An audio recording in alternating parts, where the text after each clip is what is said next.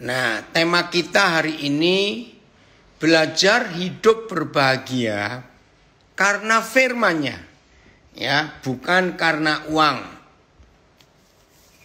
Tema kita hari ini belajar hidup berbahagia karena firman-Nya, bukan karena materi, bukan karena uang.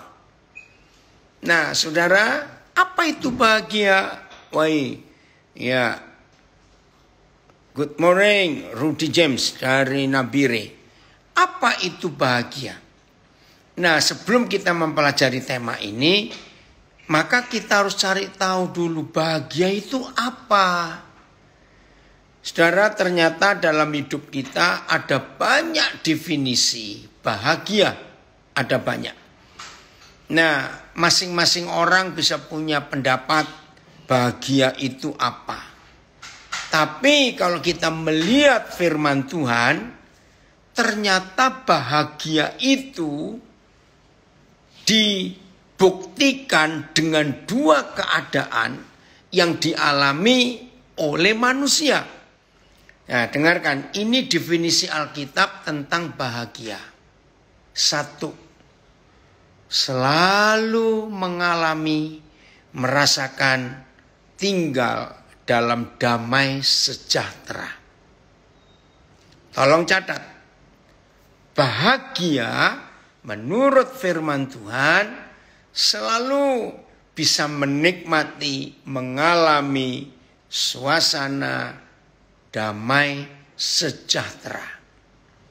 Yang kedua, bahagia itu karena rasa aman. Ya, rasa aman. Wah, dari LPP Martapura, bahagia cuma sebuah kata. Sampai kita bisa memberinya makna. Wih, keren sekali. Wah, ini bayangkan, maaf ya, yang belum tahu LPP Martapura itu apa? Lembaga Pemasyarakatan Perempuan Martapura, Kalimantan Selatan. Bayangkan, ini sudah seperti Paulus ini. Di dalam penjara masih bisa menulis bahagia cuma sebuah kata sampai kita bisa memberinya makna. Hebat. Ya. Dari Surabaya, peace and joy with Papa Yahweh. Amin. Oke. Saya ulangi. Menurut Alkitab, bahagia itu ditentukan oleh dua kondisi, dua keadaan ini. 1. Bisa menikmati, mengalami suasana damai sejahtera yang tidak putus-putus. Yang kedua, memiliki rasa aman, secure. Itu dia. Nah, seperti saudara ketahui, banyak hal sudut pandang Alkitab yang saya temukan. Itu justru ketika bertemu bayi-bayi dan anak-anak.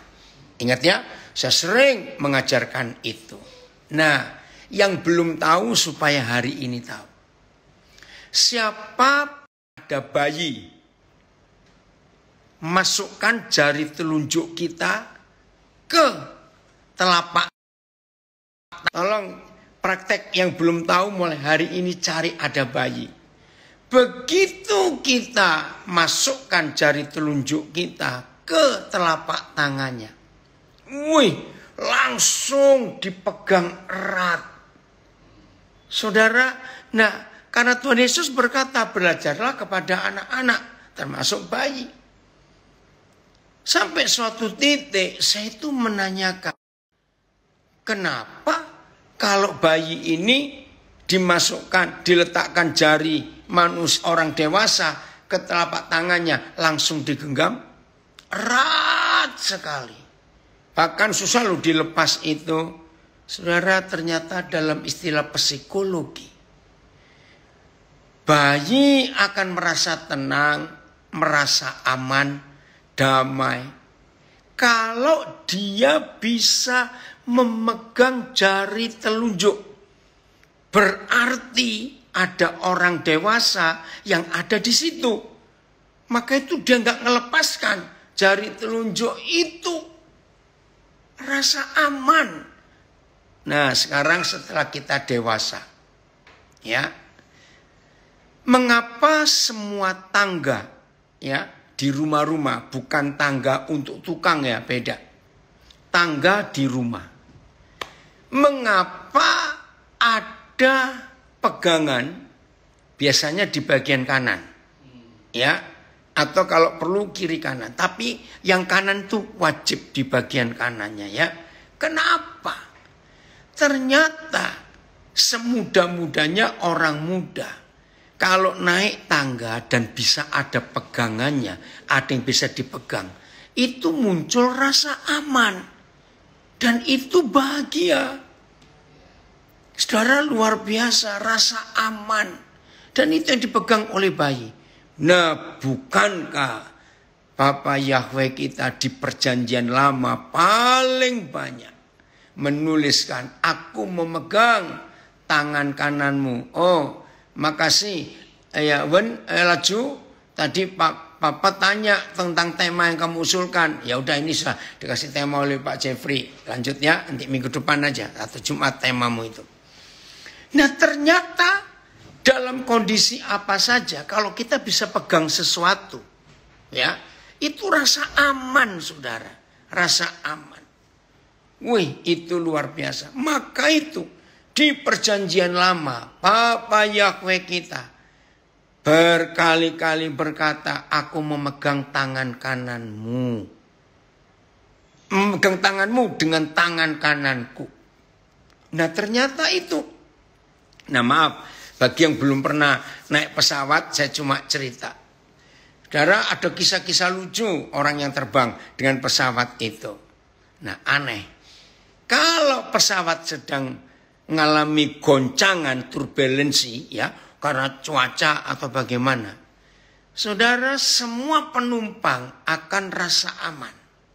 Kalau dia bisa ada pegangan, dia pegang sesuatu. Nah, pada logikanya loh ya, kalau dalam pesawat walaupun goncang terus pegangan sesuatu, jatuh ya jatuh juga, bukan? Tapi secara psikologis itu bisa membuat rasa aman kalau pegangan. Nah, ini ada beberapa kisah lucu yang betul-betul lucu. Kalau sudah panik begitu, maka biasanya orang kayak kalau duduk dengan suami istri, duduk dengan orang tua bagi anak-anak, maka langsung dipegang ya tangan yang dikenal. Tapi dalam banyak kasus di pesawat itu lucu. Begitu ada goncangan, nih orang ini langsung cari tangan penumpang yang lain yang dia nggak kenal.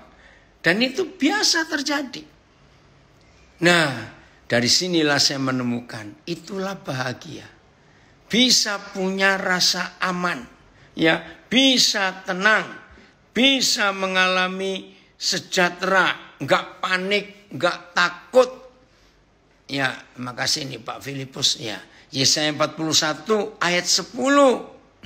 Oh, ada yang bilang, saya mah bisa nangis-nangis itu kalau naik pesawat terus ada goncangan.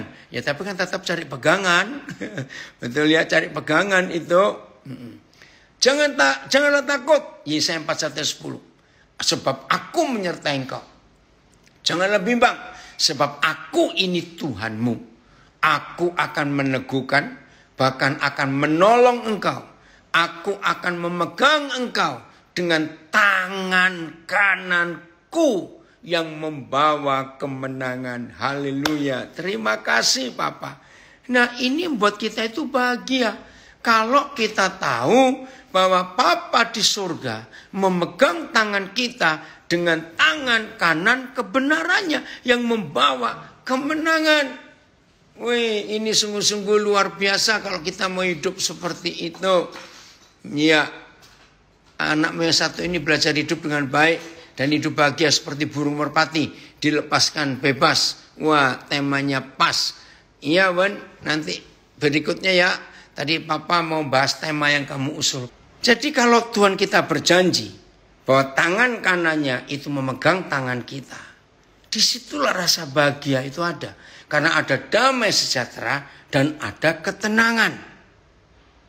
Itu jaminan yang tidak pernah bisa diganggu-gugat oleh siapapun juga. Nah, izinkan saya berkata begini. Wajar manusia kalau punya asuransi, apalagi asuransi yang ternama, asuransi yang bonafit, itu rata-rata normalnya nggak takut ngadepi rumah sakit, masuk rumah sakit nggak takut kalau ada masalah apa saja karena ada asuransi. Apalagi kalau preminya tinggi, bayarnya mahal, asuransinya bisa macam-macam itu. Tapi manusia tetap manusia, walaupun punya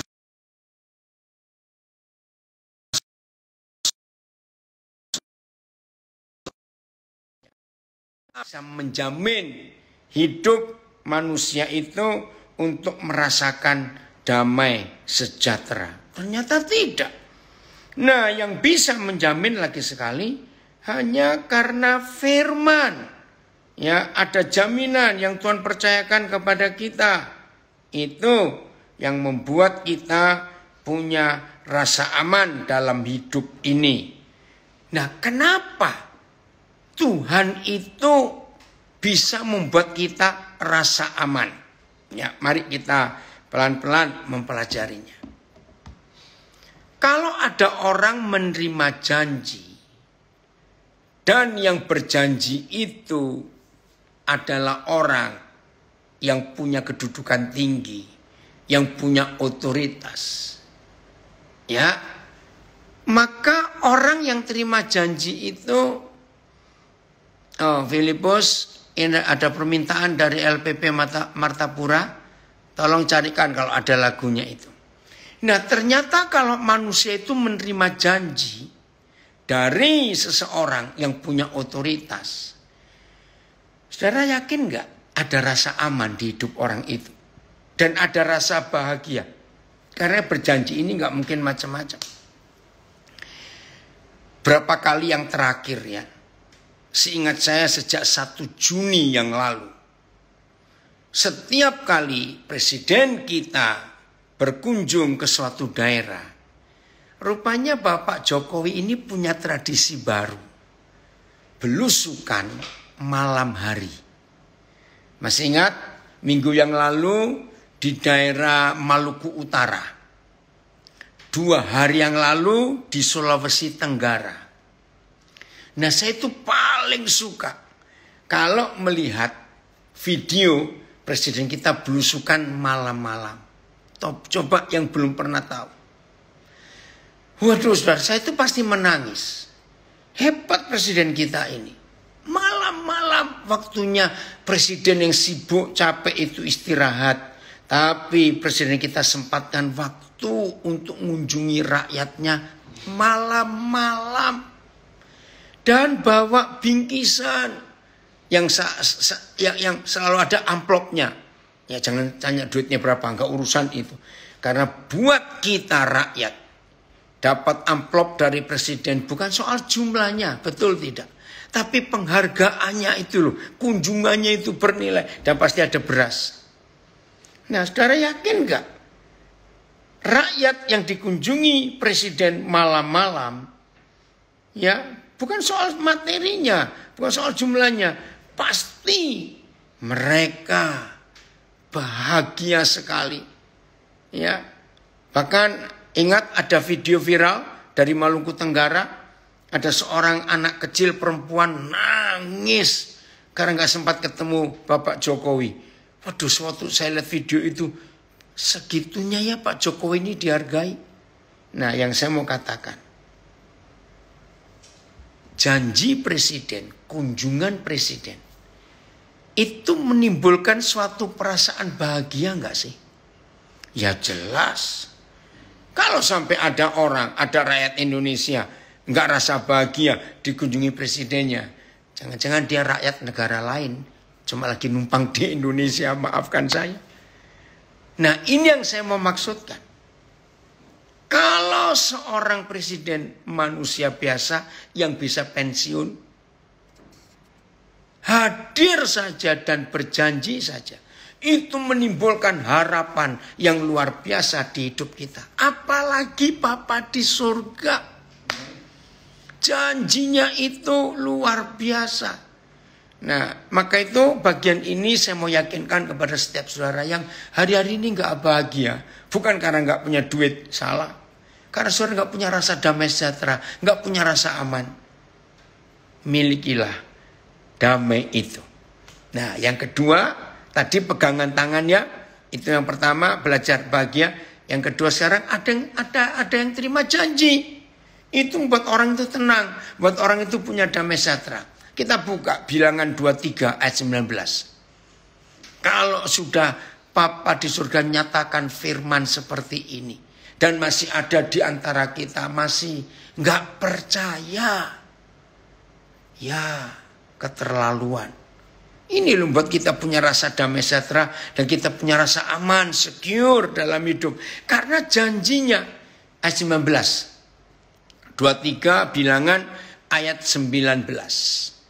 Puji Tuhan, semua yang gabung, ayo kita belajar itu. Tuhan bukanlah manusia sehingga ia berdusta. Bukan juga anak manusia sehingga ia menyesal. Masakan ia berfirman dan tidak melakukannya, atau berbicara dan tidak menepatinya. Maaf loh, yang jadi agen asuransi maaf. Berapa kali terjadi asuransi yang terkenal ternyata nggak bisa diklaim oleh kliennya. Karena ada satu dua hal yang syaratnya nggak terpenuhi. Nah, itu bukan urusan saya. Artinya asuransi hebat pun bisa berdusta, bisa ingkar janji. Tolong yang bagi saudara yang hari-hari gelisah, takut menghadapi masa depan semuanya, ingat firman ini, Bilangan 23:19. Tuhan bukanlah manusia sehingga ia berdusta, bukan anak manusia sehingga ia menyesal. Masakan ia berfirman dan tidak melakukannya, atau berbicara dan tidak menepatinya?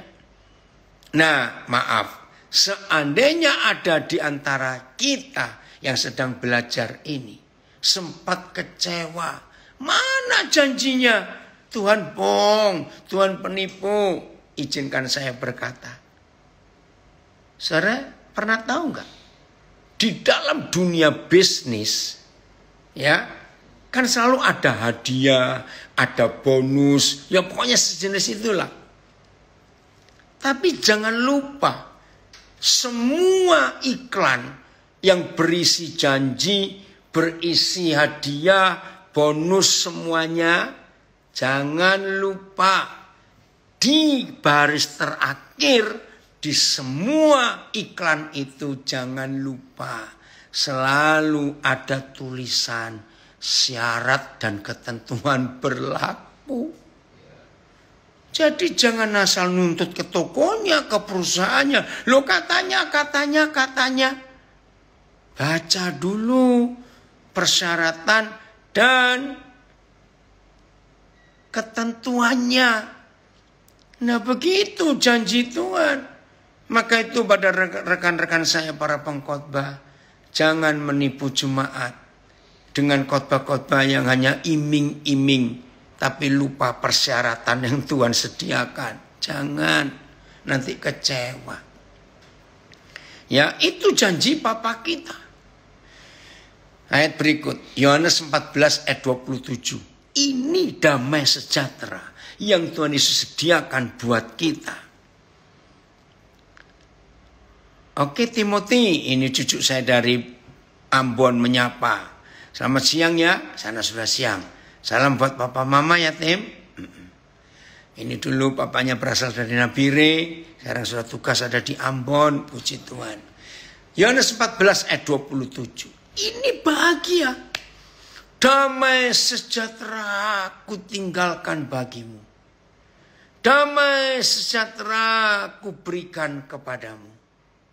Dan apa yang kuberikan tidak seperti yang diberikan oleh dunia kepadamu. Nah, tadi Pak Pendeta Jeffrey Siwu sudah mengatakan di bagian pertama, kenapa pilih tema ini? Bahagia itu bukan karena materi, karena ini, tapi karena firman.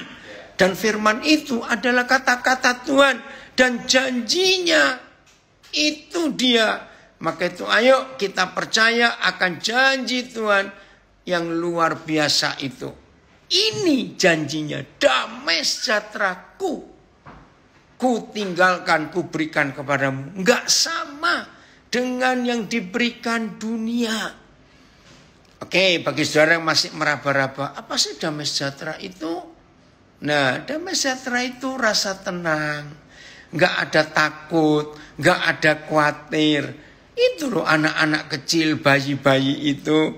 Ya begitu bisa pegang jari telunjuk orang tuanya atau siapa, ya maka bayi itu tenang karena rasa aman. Ada jari orang dewasa yang aku bisa pegang sehingga nggak boleh kemana-mana. Aduh seru saudara. Bagi yang belum pernah praktek, cari bayi setelah ini. Ya saya belajar ini dan masukkan jari telunjuk kita.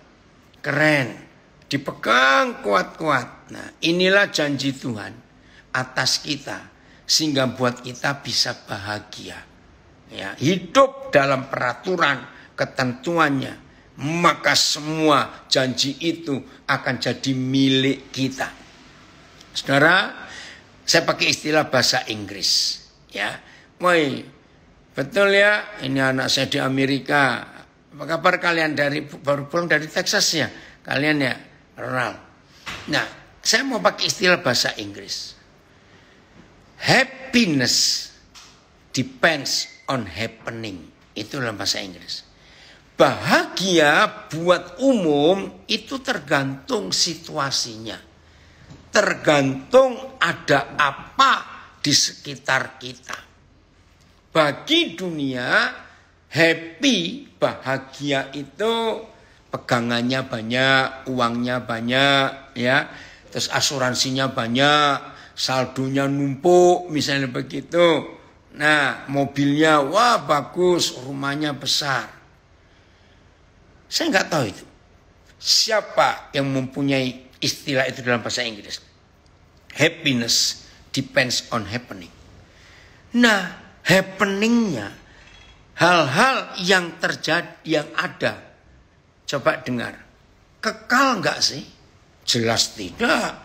Yang dunia sediakan itu nggak ada yang kekal. Semuanya bisa rusak, bisa hilang. Wajar karena itu dunia. Nah berarti kalau nggak ada happeningnya, nggak ada apa-apa yang bisa dilihat dan nggak bisa dipegang, ya tentu wajar manusia itu nggak bisa bahagia lagi karena nggak ada. Ini yang kita harus tahu dalam hidup. Ya belum lama ya saya ada di Balikpapan. Nah terus lalu bicara tentang seorang yang saya pernah kenal. Nah saya kaget. Ternyata orang yang tadinya kaya raya, entah karena kesalahan apa saya juga nggak tahu, jatuh miskin. Nggak cuma miskin, sampai dia keliling jualan makanan buatan istrinya pakai mobil. Hah? Saya sampai nggak percaya. Orang yang sekaya itu, iya. Anak-anaknya kalau sekolah juga jualan-jualan sesuatu. Hah? Tapi yang saya dengar, tapi mereka, kalau kami lihat, tetap bahagia hidupnya dan gak malu. Dari kaya raya bos harus jualan keliling. Wih hebat sekali. Nah karena mereka punya Tuhan. Oke. Oh ini. Oh dari Sir Harold Bailey yang menemukan istilah happiness depends on happening. Terima kasih Sarbin. Ya, saya lanjutkan. Jadi jangan saudara merasa bahagia karena sesuatu materi atau apa yang saudara pegang. Jangan. Harus tetap bahagia karena ada Papa di surga yang sayang kita. Ada bahagia, merasa bahagia karena dijamin oleh rasa aman.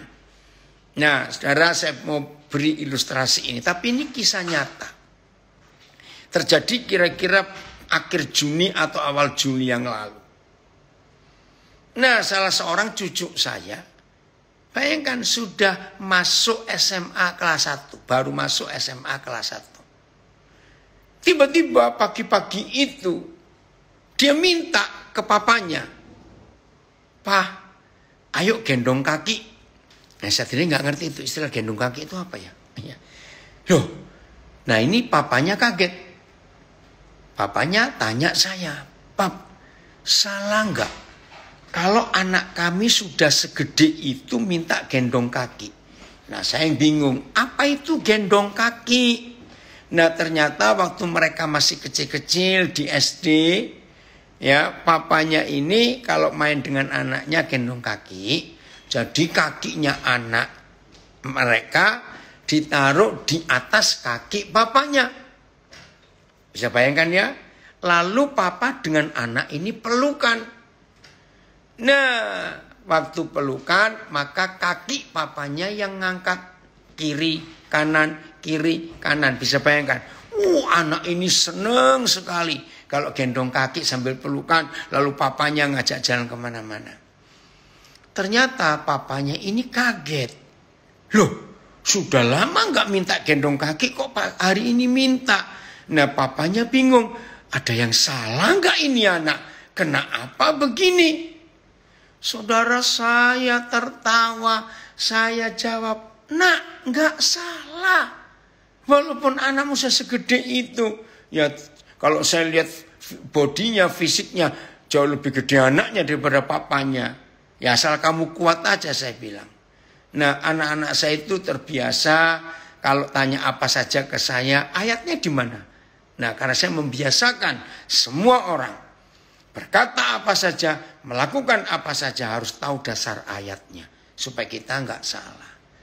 Terus saya bilang, kamu baca itu. Yesaya 46 ayat 4. Atau 44 ayat 6. Mungkin salah satu lah. Bayangkan, di mana di dunia ini ada Tuhan yang gendong umatnya sampai tua. Wih, anak saya kaget. Oh, betul juga. Nah, ya bayangkan. Tuhan aja gendong kita walaupun sudah ubanan, sudah tua. Saudara, ini loh firman Tuhan. Maka itu ada intermezzo. Oh, 46 ayat 4. Terima kasih, Filipus. Saya baca ya. Yesaya 46 ayat 4. Sampai masa tuamu aku tetap dia. Dan sampai masa putih rambutmu, aku menggendong kamu. Aku telah melakukannya. Dan mau menanggung kamu terus. Aku mau memikul kamu. Wah, ini luar biasa. Dan menyelamatkanmu. Gak ada loh saudara. Tuhan di mana saja. Seperti Papa kita di surga. Suka gendong kita bahkan sampai tua. Artinya apa? Ya, ada berapa yang protes. Gak mau ah. Kalau saya sudah tua kok digendong-gendong, malu nanti. Nah, salah konsepnya. Begini loh, maksud Papa berfirman seperti ini kepada kita. Aduh, kalau saya ingat pengertian ini, saya pasti terharu. Begini, jadi di mata Papa di surga, setua apa usia kita, sampai uban penuh semuanya, ternyata bagi Papa kita ini tetap anak. Amen. Yang dia gendong. Wow, ini luar biasa. Nah, mau takut apa? Bagaimana nggak punya rasa bahagia? Kalau sudah tua aja masih digendong, bayangkan itu. Nah, terus ada intermezzo. Maka itu kalau sudah keluar uban, jangan disemir. Kalau rambutnya nggak putih, nggak digendong, maaf ini. Ya itu ada yang tanya Filipus, iya enggak jangan semir, biarin. Tuh rambut putih itu kemuliaan kok, kata kitab Amsal. Keren ya. Nah, jadi anak saya, oh jadi nggak apa-apa. Kalau dia segede itu minta gendong kaki, nggak apa-apa. Karena Papa di surga gendong kita juga walaupun kita sudah tua. Apa nggak bahagia? Bahagia sekali. Saudara, berapa kali saya itu ngalami ya. Anak cucu-cucu saya. Ya. Waktu dalam kandungan, saya sering bicara dengan dia kalau saya ketemu mamanya, papanya. Bahkan saya doakan. Nah, yang luar biasa. Begitu lahir, saya nggak ketemu. Bahkan ada yang sampai umur berapa tahun, 3 tahun, 4 tahun baru ketemu.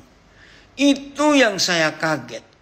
Ternyata cucu itu walaupun gak pernah ketemu, langsung akrab dengan saya.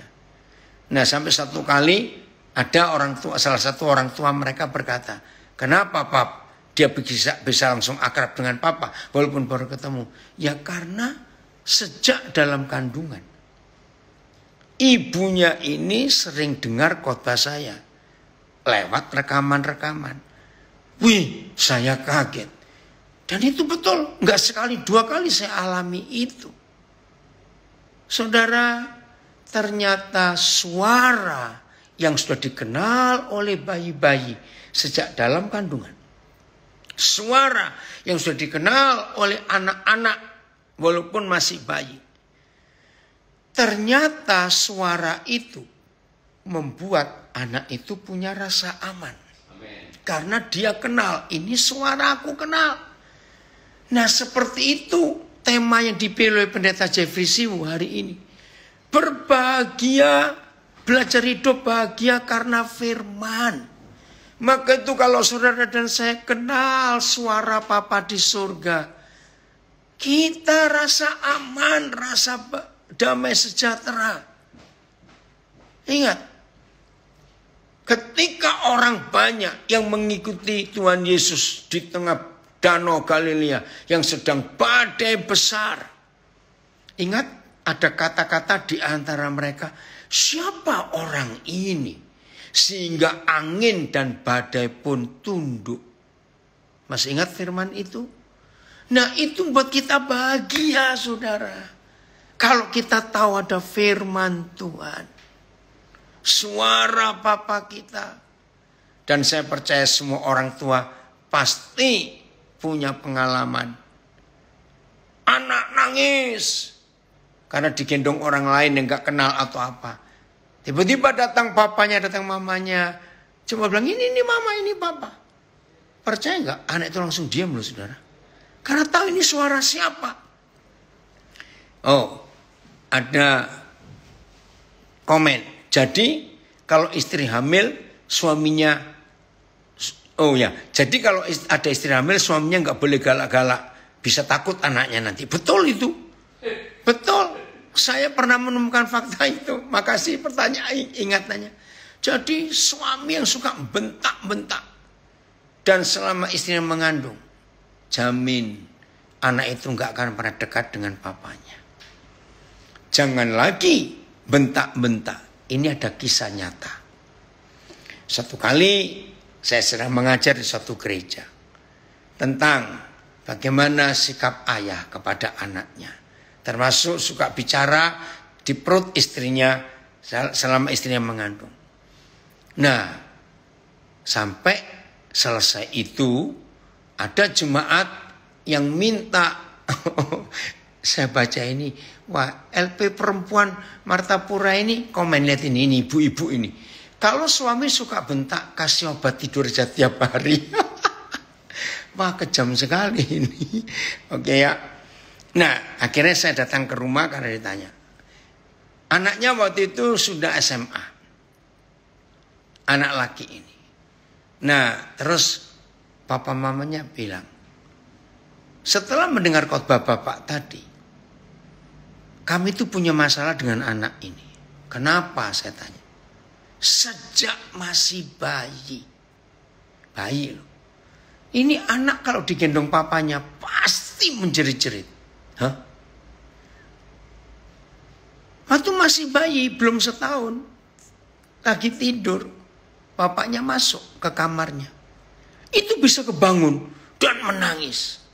Wah, saya pikir saya belum tanya, padahal saya itu sayang dia kan itu anak pertama. Istrinya sampai nangis. Nah suatu saat ketika anaknya kelas 3 SMP. Sampai nangis saudara ngomong ke papanya. Sampai dia berdoa, Tuhan tolong. Supaya saya bisa menerima papa saya. Wih, saya dengar cerita itu ikut sedih juga. Ada anak begitu pengennya mengasihi papanya tapi nggak bisa. Wah, buat saya ini kasus unik. Karena ini pertama kali. Papanya sayang. Bentak aja nggak pernah. Istrinya jadi saksi. Anaknya pun bilang. Akhirnya anaknya manggil saya opa. Bener opa. Papa itu sayangnya luar biasa. Tapi nggak tahu kenapa. Saya kok nggak bisa akrab itu kena apa. Wah, saya kebingungan juga. Terus saya berikan berapa contoh kasus. Mungkin begini, mungkin begitu. Ya, hanya berkata saja. Waktu anak dalam kandungan, dalam hati ini, mama atau papa ngomong dalam hati, aku gak suka anak itu. Ya, cuma ngomong dalam hati. Saudara, dalam berapa kasus yang saya alami, itu anak langsung merasa, aku ditolak, aku gak disayangi. Hanya batin, gak ngomong langsung. Maka itu hati-hati ya dengan perasaan kita waktu istri hamil. Ibu-ibu tolong ya dijaga betul. Endra, ini kesaksian unik sekali. Akhirnya istrinya sadar. Nah, suaminya kaget. Jadi begini. Suaminya bekerja di suatu perusahaan yang cukup terkenal. Nah, waktu kandungan masuk bulan ketiga. Ya, 2 bulan lewat. Ternyata suaminya dapat promosi untuk di training 6 bulan di Jerman.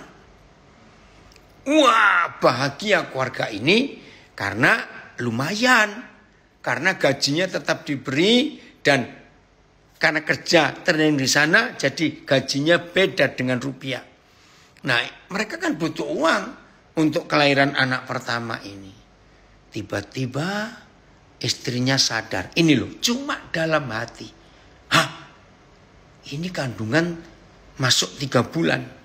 6 bulan dia training. Wah, jangan-jangan waktu anak ini lahir, bapaknya nggak ada. Belum pulang. Saudara, tiba-tiba si jahat masuk di hati istri. Kok enak dia enak-enakan di Jerman. Aku yang setengah mati dengan bayi ini. Dalam hati lu, dalam hati. Ketika suaminya dengar, loh, kenapa kamu gak cerita waktu itu? Waduh, saudara, terharu sekali. Sampai suami bilang begini, seandainya aku tahu kamu keberatan aku berangkat ke Jerman dalam kandunganmu itu masih muda, aku pasti batalkan. Istrinya bilang, maafkan aku gak mau ngungkit. Cuma kita kan lagi cari penyebab kenapa anak kita ini gak bisa sayang kamu padahal kamu tuh sayang dia. Aku cerita, wah saudara-saudara, mengharukan sekali kisah itu. Anaknya juga kaget. Loh, masa cuma begitu saja kok saya jadi gak suka dengan papa? Iya, saya bilang. Karena mamamu sedikit saja merasa gak suka dengan papamu karena dia mau meninggalkan kalian 2. Saudara bayangkan. Dari kasus itu saya belajar. Hati-hati ibu hamil. Jangan membatin hal yang salah. Itu masuk ke hati anak itu. Nah, kalau ada di antara kita yang ikut belajar saat ini, anak-anak ada yang gak suka bapaknya, coba ya cari. Maaf, saya beri contoh yang lain lagi. Bahkan ketika istri hamil, suami selingkuh, maka wajar istri yang disakiti itu akan masuk ke perasaan anak. Kami orang Jawa punya istilah tumus, gitu ya. Tumus artinya tembus. Apa yang dirasakan? Oh, dari mana? Tentena atau palu? Papi lupa. Amin, papi istri saya juga sedang hamil. Puji Tuhan, jaga itu. Nah, jadi ketika istri sakit hati kepada suaminya yang sedang mengandung, saudara luar biasa loh. Anak itu bisa begitu lagi bisa ikut sakit hati, nggak suka pada papanya. Kembali ke keluarga ini, akhirnya Roh Kudus beri hikmat. Nak, kamu mengampuni papamu nggak? Ya pasti, karena ini penyebabnya ternyata. Nah, tanpa disuruh. Akhirnya istrinya minta maaf, Tuhan ampuni saya salah. Dia minta maaf ke suaminya, dia minta maaf ke anaknya. Waduh, papanya bingung juga. Kenapa bisa begini? Akhirnya papanya pun minta maaf ke mamanya anak ini. Dia minta maaf ke anaknya juga. Aduh, saudara, luar biasa. Nah, inilah bukti. Suara siapa yang muncul di hidup kita. Terpujilah Tuhan kalau itu suara Tuhan yang ada di hidup kita. Maka suara itu memberi damai. Ingat loh, orang-orang sampai heran, siapa orang ini? Sehingga angin dan badai pun tunduk kepada dia. Itulah Yesus Kristus Tuhan kita. Firman-Nya itu otoritas tertinggi. Firman-Nya itu hal yang luar biasa. Ayo, ini yang buat kita bahagia. Karena ada damai sejahtera dan ada rasa aman. Saya ulangi, damai sejahtera yang pertama kita rasakan kalau ada telunjuk masuk ke diletakkan di telapak tangan bayi langsung plok, digenggam erat sekali. Betul? Yang kedua, kita terima janji apa? Nah, janji papa kita kan nggak pernah dusta, nggak pernah bohong. Rasa aman di situ. Terima kasih. Yang ketiga, suara siapa yang bisa menenangkan hati, membuat hati ini tenang, teduh? Ya, suara dari Papa di surga. Nah, inilah kebahagiaan. Kalau ada di antara kita, kebahagiaan kita hanya karena kalau uangku banyak aku tenang. Salah. Jangan bahagia kita ditentukan berapa banyak uang kita, materi kita, jangan. Itu bisa lenyap. Ya, ayat terakhir. 1 Yohanes 2. Ayat 15 sampai 17. Ini ayat yang terakhir. 1 Yohanes pasal 2 ayat 15 sampai 17. Kita punya jaminan yang luar biasa. 1 Yohanes 2, 15 sampai 17. Terima kasih Bapa, Engkau sabar terhadap kami. Kami mau menerima semua janji-janji-Mu. Damai sejahtera yang dari Tuhan Yesus, yang milik Dia sendiri, Tuhan berikan kepada kami. Janganlah kamu mengasihi dunia dan apa yang ada di dalamnya. Nah ini, jangan kebahagiaan kita karena hal-hal duniawi, jangan. Jikalau orang mengasihi dunia, maka kasih akan Bapa tidak ada di dalam orang itu. Jangan saudara menjadi kehilangan kasih Bapa. Saya ulangi, jangan biarkan hidup ini kehilangan kasih Bapa. Kehilangan duit gak apa-apa, bisa cari lagi. Mobil hilang gak apa-apa, bisa beli lagi. Tapi kasih Papa yang hilang, gak bisa ada yang ganti apapun juga. Ini anak saya dari Nabiri itu. Makasih Papi, jadi pingin pegang tangannya Papa. Ya silakan. Tangan Papa tersedia buat kita semuanya. Oh ya Buku, selamat ulang tahun kemarin ya. Papa ngomong di korak juga. Sore di korak. Buku kemarin ulang tahun. Ya. Terus ayat 16. Sebab ini loh, hati-hati ya. Ayat 16. Jangan kebahagiaan kita ditentukan oleh berapa banyak materi kita, jangan. Sebab semua yang ada di dalam dunia, yaitu keinginan daging, keinginan mata, serta keangkuhan hidup, kesombongan, bukanlah berasal dari Bapa, melainkan dari dunia. Dan dunia ini sedang lenyap. Saya suka memperhatikan kata sedang. Bukan ditulis bumi, sebab semua yang... dan dunia ini lenyap. Tidak, sedang lenyap. Ini di kolom chat ada telepon. Ada tulisan dari Bapak Pendeta dari Palembang. Mobil masih kredit. Masa harus hilang? Iya, ya enggak apa-apa, hilang juga nanti bayar terus kreditnya. Oke ya. Nah, jadi kalau sampai kita mengasihi dunia ini Dan dunia ini sedang lenyap. Tahu kata sedang? Proses. Pelan-pelan lenyapnya. Dan dunia ini sedang lenyap dengan keinginannya. Tetapi orang yang melakukan kehendak Tuhan akan tetap hidup selama-lamanya. Ini bahagia. Jadi kalau kebahagiaan saudara itu ditentukan oleh isi dunia ini, uang, emas, deposito, surat tanah, saham, apa sajalah saya nggak tahu. Dunia ini sedang lenyap. Maka kalau kebahagiaan kita didasarkan dengan barang-barang itu dan mereka lenyap, ya dengan sendirinya kita pun orang yang gitu itu ikut lenyap juga. Maka itu nggak ada yang kekal kecuali janji Bapa. Suami istri yang sedang kesulitan, jangan bingung cari utangan, tapi rendahkan hati, cari wajah Papa, minta tolong. Contoh kemarin, tiba-tiba ada orang hubungi saya, sudah lama sekali orang ini gak kontak. Dia sudah ganti HP, nomor HP saya juga gak tahu. Masa Pak Daniel lupa saya ini? Oh iya ingat saya. Kenapa? Pak Daniel bisa tolong carikan saya pengacara yang pro bono enggak, yang enggak bayar. Saya tanya sebentar. Cari pengacara itu gampang. Tapi masalahnya dulu apa? Lalu dia cerita. Aduh.